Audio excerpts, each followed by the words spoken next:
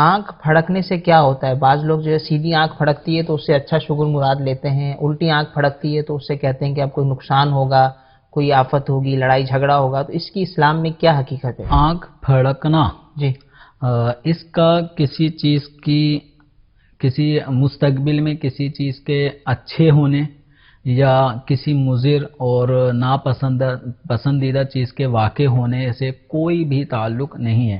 یعنی آنکھ یا سیدھی آنکھ پھڑکے یا الٹی آنکھ پھڑکے تو نہ اس سے کوئی نفع کا تعلق ہے، نہ کسی قسم کا نقصان کا کوئی اندیشہ ہے.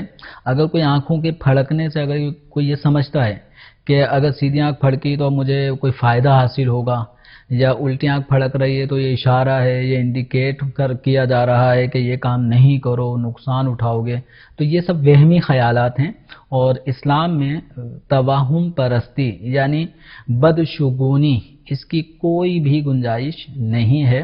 تو آنکھوں کا پھڑکنا کس وجہ سے ہو سکتا ہے؟ تو اس کے حوالے سے میرا مشورہ یہی ہوگا کہ جس کے ساتھ ایسا کوئی پرابلم آ رہا ہے تو وہ آنکھوں کے ڈاکٹر سے بھی رجوع کر لے. ممکن ہے کہ آنکھوں کا یہ پھڑکنا آنکھوں کی کسی قسم کی کمزوری کی طرف اشارہ کر رہا ہو، ممکن ہے کہ نیند کی کمی اس کا سبب بن رہی ہو. ایک شخص سے اس حوالے سے گفتگو بھی ہوئی تو ان کا کہنا تھا کہ میری آنکھ 2-3 دن سے پھڑک رہی تھی بار بار. صحیح.